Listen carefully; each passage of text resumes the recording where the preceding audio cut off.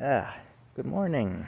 Well, Rocky's actually outside. He's laying in the grass over yonder.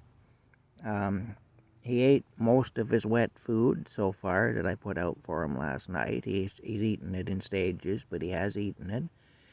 I didn't add anything to it. He won't eat the stuff that I add anything to. And I figure it's better he get some wet food into him than get no wet food into him. And so, anyway, that's working out. He doesn't seem to like the added ingredients. And so I just got him on the wet food now, and we'll see how it goes. I'm hoping that his bowels move. He had a poop on Thursday. That was his first poop unassisted in quite a while. He hasn't pooped since, and I'm beginning to become concerned. But he seems to be okay. I'm hoping he poops again soon, that's all. Anyway, that's enough talk about poop. That's not really why I'm making this video, to talk about poop, but I just wanted to update everybody because I know you've all been concerned about Rocky, as have I been, and I kind of have the information and you don't, so at least I know what's going on with him. It's more so than anybody else would know, so I'm just imparting to you what I know so far. What I know, just to keep you up to speed, basically, on how he's doing, because I know a lot of you really watch this channel to see Rocky. And, Rocky, well, Rocky's Rocky. Rocky has a way about him. Right from the time he was a kitten, he had a way about him. There's just something about him that's different. And he's not your average cat, anyway. He's a very special little soul, he is. Anyway, what I want to talk about right now, though, is something that's occurred to me this morning. And I was actually... airplane going by. I don't know where it is, but it's funny, you hear them, but you don't see them. Anyway, wow, that's a loud one, too. There it is.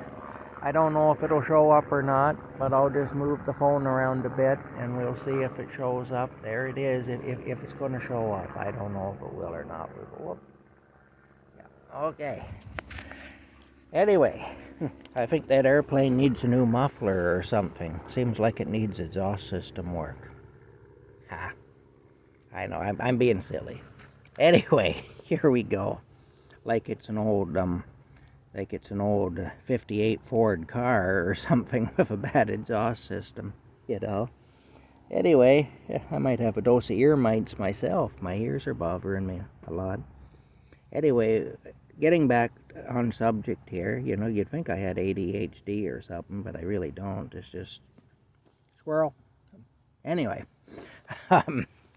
getting back onto the topic, what I want to talk about today is kind of an unusual topic, but it's something I've been thinking about anyway, because I have met a lot of people. I've met a lot of people. I've had a lot of interactions with people. That's part of the reason I'm a loner, really, is because I've had too many interactions with people. But what I want to talk about, though, is bad people. And the first thing I want to say about bad people is there's far fewer truly bad people in the world, as far as being truly evil, at least, than we know. Like we hear about bad people. We hear about evil people a lot. Good people don't make the news. The guy who gets up at 6 a.m. every day, washes his face, puts his pants on and goes to work, and works at a job he hates for 8 or 10 or 12 hours a day just to earn a meager living. And, because he's an honest person, and because he wants to do right and pay his bills, and because maybe he has a child or children who are depending on him, and so on. That guy don't make the news. The guy that makes the news is the guy that's found with a bunch of women chained up in his basement, or, the guy who gets into some shootout some gang member gets into a shootout with a rival gang and people die and stuff. That's the stuff we hear about on the news. We don't hear about all the good people, though.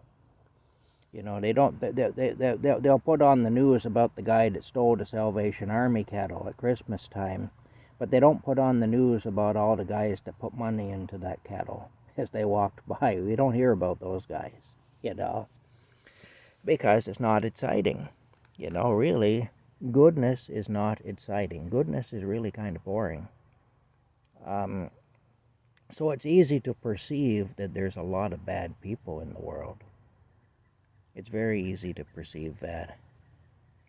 When I drove a taxi cab, I often didn't remember the customers that behaved themselves in my car and that just, you know, told me where they wanted to go and made pleasant conversation with me and paid me and got out of the car on the other end of the trip. The customers I tended to remember were the ones that wanted to beat me up, to fight with me, to steal from me, to ridicule me, you know, the ones that dump beer over my head or put their hands over my eyes on the highway, or tried to grab the steering wheel from the passenger seat, or grab the gear shift and threw the car into park. I had that happen. The guys who kicked the car and spat on it, the guys who spat on me. I remembered all those customers. In fact, I still remember a lot of them, and that was over 30 years ago. That was in 1990 that I drove a taxi cab. But there are very few truly good customers that I can remember. You know, again, our minds tend to focus more on the negative than the positive, so it'd be very easy to think that I had nothing but bad customers. But the truth is, the bad customers were in the minority. They just made quite an impression, that's all.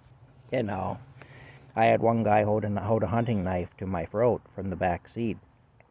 I remember him. But I don't remember all the people that, you know, when the taxi fare was $3.50 to go across town, I don't remember all the people who threw me a $5 bill and wouldn't take the change. Said, you keep that. You know, you did good. You got me here. You keep that. You know, you helped me with my groceries or whatever. You keep that money. That's yours. I don't remember them, you know. Look who's coming. I really don't. But I remember the bad ones.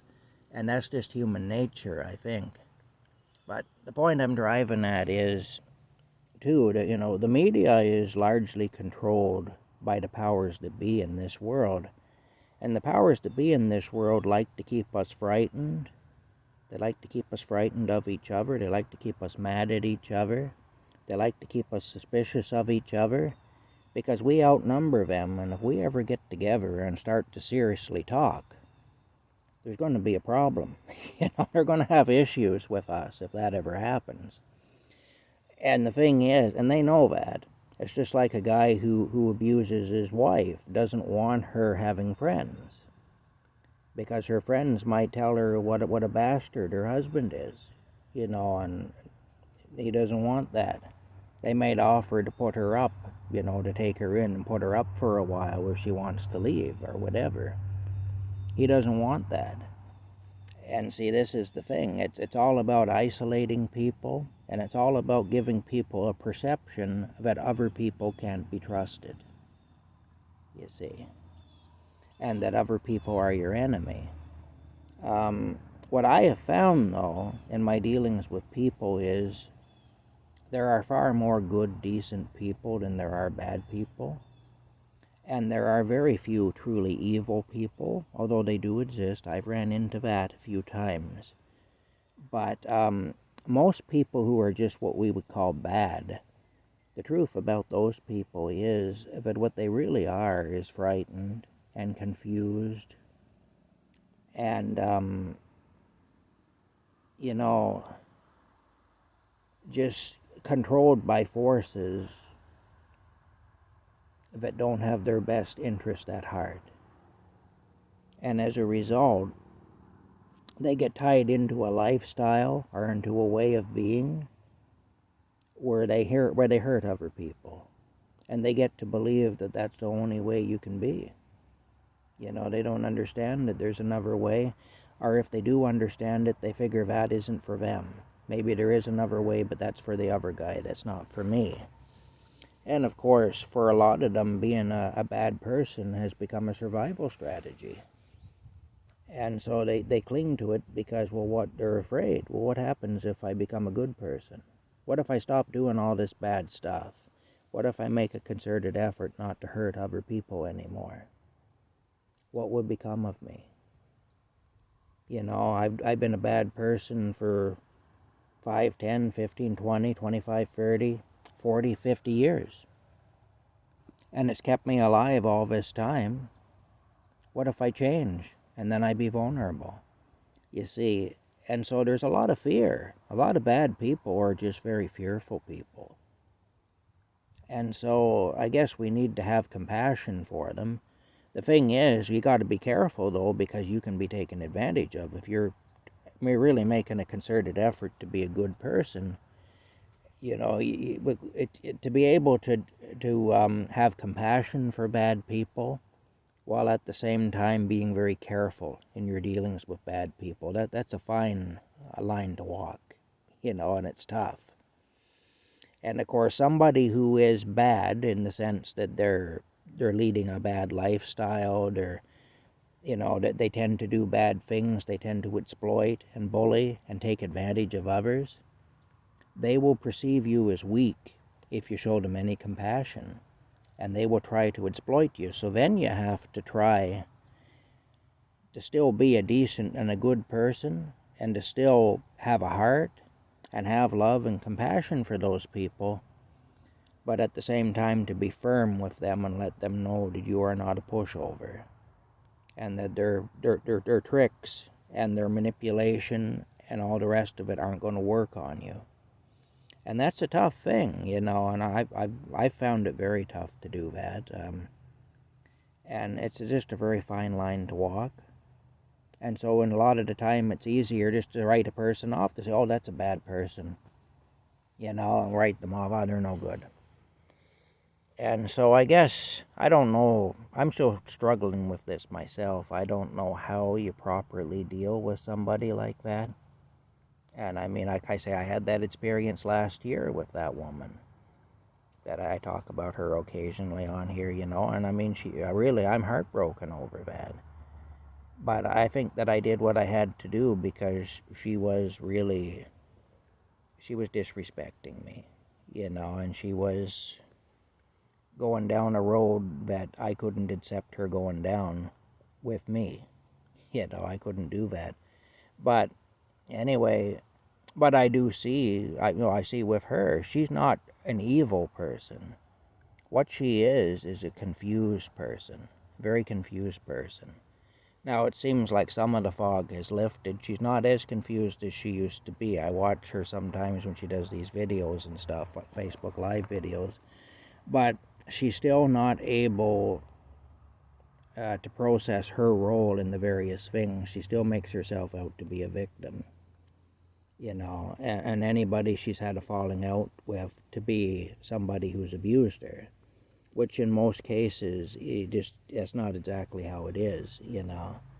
But anyway, that's one of the things about somebody who we would tend to call a bad person, is that they'll do that.